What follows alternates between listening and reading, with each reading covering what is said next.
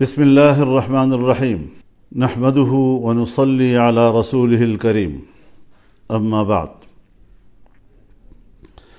آج ایک بار پھر پوری قوم سے مخاطب ہو رہا ہوں۔ آپ حضرات جانتے ہیں کہ جمعیت علماء اسلام کی مرکزی مجلس عاملہ نے 8 فروری 2024 کے الیکشن کے نتائج کو مسترد کر دیا تھا۔ 2018 کے الیکشن میں جو عوام کی حق رائے دہی پہ ڈاکہ ڈالا گیا تھا، 2024 میں ایک بار پھر عوام کی حق رائے دہی پر شبخون مارا گیا ہے۔ ہم نے فیصلہ کیا تھا کہ ہم اس الیکشن کے نتائج کو تسلیم نہیں کریں گے اور ان کے نتائج کو مسترد کرتے ہیں۔ یہ عوام کی نمائندہ کم اور اسٹیبلشمنٹ کی نمائندہ زیادہ ہے۔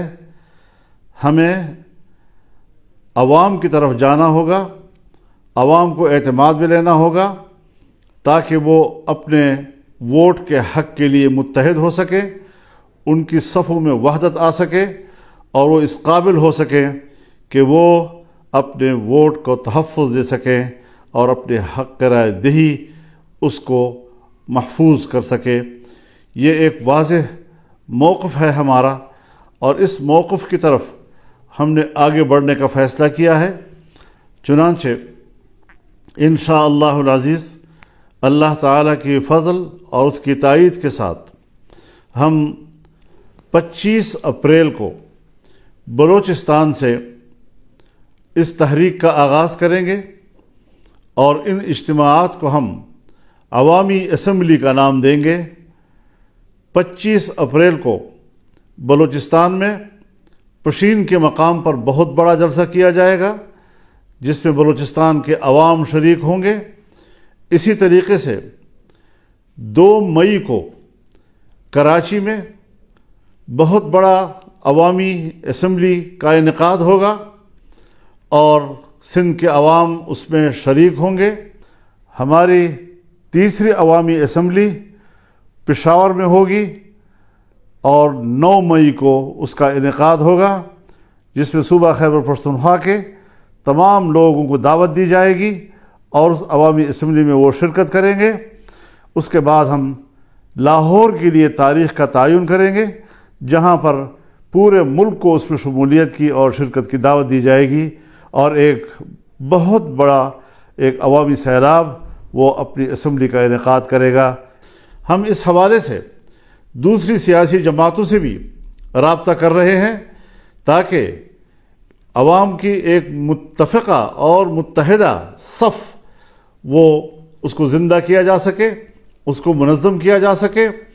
تو اس حوالے سے ہم اس شیڈول کا اعلان کر رہے ہیں اور انشاءاللہ ہمارے کارکن، ہماری تنظیمیں، ہر صوبے کی اور ماتحت تنظیمیں ان کو کامیاب بنانے کے لیے فوراً حرکت میں آئیں گی۔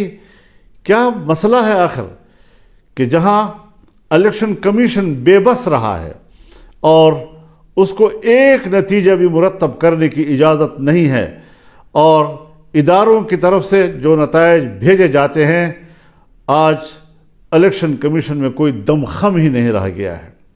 ہماری سول بیوروکریسی اس میں تو جو مداخلت ہو رہی ہے اور جو ان کے آئینی اور قانونی اختیارات ہیں اس میں بھی خفیہ ادارے اور ایجنسیاں مداخلت کر رہی ہیں جس میں احتجاج کرنے کا کوئی دم خم ہی نہیں رہا ہے۔ پہلی مرتبہ آج ہائی کورٹ کے ججز نے یہ آواز بلند کی ہے کہ ہمارے معاملات میں بھی مداخلت کی جا رہی ہے، ہمیں دھونس اور دھمکیوں سے ڈرایا جا رہا ہے اور اس پریشر میں ہم لوگوں کو انصاف نہیں دے سکتے۔ اس حوالے سے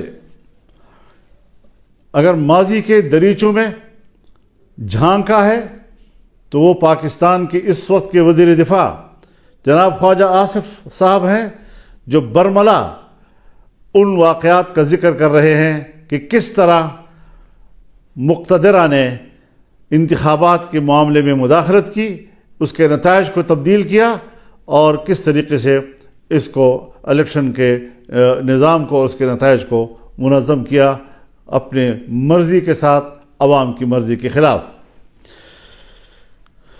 ظاہر ہے اس سارے صورتحال سے جمعیت علماء اسلام کے موقف کو تائید بھی مل رہی ہے اور تقویت بھی مل رہی ہے۔ ہمارا موقف صحیح ہے، ہم نے صحیح آواز بلند کی ہے، اور انشاءاللہ اس کو ہم آگے بڑھائیں گے۔ میں ایک دوسرا اعلان بھی اپنی مرکزی مجلس عاملہ کے اراکین کے مشاورت کے ساتھ، اکثر دوستوں نے ہمیں یہی مشورہ دیا ہے کہ جو ضمنی الیکشن کا شیڈول آیا ہے، اس ضمنی الیکشن کا بائیکاٹ کیا جائے گا۔ جمعیت علماء اسلام کا کوئی رکن ضمنی الیکشن میں حصہ نہیں لے گا، اور اس حوالے سے یہ بات واضح رہے کہ ہم ضمنی الیکشن چونکہ اسی الیکشن کا تسلسل ہے اور ہمیں پچھلے نتائج پر اعتماد نہیں، ہم کس طرح سے ضمنی حلقوں میں کوئی انصاف کی توقع رکھ سکتے ہیں۔ ہم پھر ایک بار مقتدرہ کا کھیل کا نشانہ بنیں گے، اور اس طریقے سے عوام کی حق رائے دہی کے ساتھ کھلواڑ کیا جائے گا۔ یہ بات کسی قدر ہمیں قابل قبول نہیں۔ انشاءاللہ العزیز رمضان المبارک کے بعد تحریک چلے گی، فیصلے اب ایوان میں نہیں میدان میں ہوں گے۔ اب مقتدرہ کی اسمبلی نہیں چلے گی، عوامی اسمبلی چلے گی، اور اس حوالے سے بھرپور عوامی جدوجہد کا آغاز کیا جائے گا۔ ہم اللہ سے مدد کی درخواست کرتے ہیں، دعا کرتے ہیں کہ اللہ تعالی ہمیں اس مقصد میں کامیابیاں عطا کریں، اور پاکستان کو ایک پرامن اور ایک اسلامی فلاحی ریاست کی صورت میں ہمیں دکھائے۔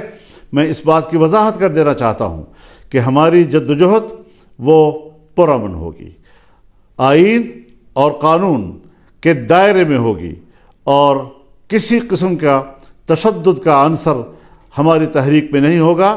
عوام کو حق پہنچتا ہے کہ وہ ملک میں احتجاج کریں اور اپنی رائے سے دنیا کو آگاہ کریں۔ آج عالمی دنیا بھی ہمارے الیکشن پر سوالات اٹھا رہی ہے، ہمارے انتخابات پر وہ اعتماد کا اظہار نہیں کر رہے، کوئی ہچکچا رہے ہیں، کوئی کسی قدر اظہار رائے کر رہے ہیں کہ پاکستان کے اس الیکشن کے نتائج پر اعتماد نہیں کیا جا سکتا۔ اس حوالے سے ہمارا موقف بالکل حقیقت پر مبنی، خود اعتمادی سے بھرپور، اور انشاءاللہ کامیابی کی منزل سے ہمکنار ہونے کے لیے آگے بڑھے گا۔ اللہ تعالی ہمارا حامی و ناصر ہو۔ وآخر دعوانا ان الحمد للہ رب العالمین۔